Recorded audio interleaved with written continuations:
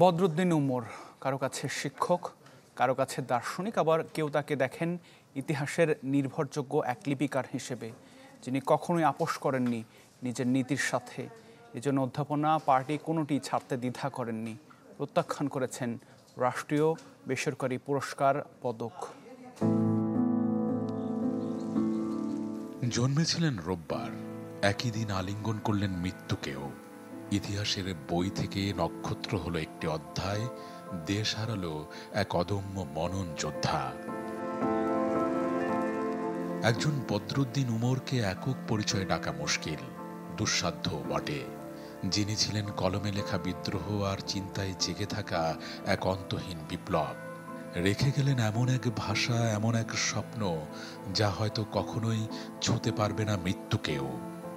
এই দেশের ইতিহাস চর্চা, রাজনীতি চর্চা, সমাজ চর্চা, সামাজিক রাজনৈতিক পরিবর্তনের চর্চা যুগ যুগ ধরে বদরুদ্দিন উমরের কাছে ঋণী থাকে। বদরুদ্দিন উমর ছিলেন চলমান এক পাঠাগার, শতাধিক বইয়ের ভেতর যিনি বুনেছেন কৃষকের ঘাম, শ্রমিকের হাহাকার আর মুক্তির সঙ্গীত, যার প্রাথমিক বুননটাও ছিল পারিবারিক চৌহদ্দিতে। যিনি শিখিয়েছেন কলম কখনো কালি নয়, রক্তের ভাষায়ও কথা বলে। উমর ভাইকে অনেকে শুধু বুদ্ধিজীবী আকারে চেনেন, কিন্তু তিনি সারা বাংলাদেশে গ্রামগঞ্জে কৃষক সংগঠন গড়ে তুলেছেন। কৃষকদের সংগ্রাম, শ্রমিকদের সংগ্রাম, আজকে যে বাংলাদেশ লেখক শিবির নামে যে বুদ্ধিজীবীদের প্রগতিশীল সংগঠন, তারও অন্যতম প্রতিষ্ঠাতা তিনি। শিক্ষকের চেয়ার ছেড়ে তিনি নেমেছিলেন রাজপথে, যেখানে চকের দাগে নয়, মানুষের দুঃখে লেখা হয় রাজনীতি।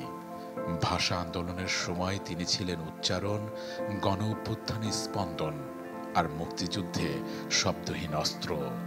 মানুষের মুক্তির রূপকথায় তাই তো এক জীবনে গড়ে তুলেছেন আন্দোলনের অসংখ্য প্ল্যাটফর্ম।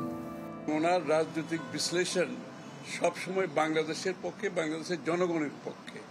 এটা কার পক্ষে বিপক্ষে গেলেও উনি সেটা চিন্তা করেন না, এবং সবসময় সেটা সঠিক প্রমাণ হয়েছে। তার কাছে সম্মান বিবেকের সামনে মাথা উঁচু করে দাঁড়ানো। আর তাই তো রাষ্ট্র যখন দিল সর্বোচ্চ পুরস্কার, ফিরিয়ে দিলেন তিনি।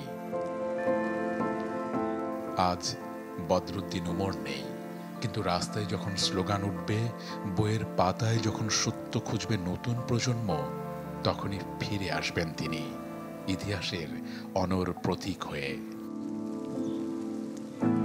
জীবনটা হয়তো শতবর্ষী বৃক্ষ হয়ে উঠল না, তবে 9 দশকের জীবনে যা দিয়ে গেছেন তা হয়ে থাকবে সহস্র বছরের বাতিঘর।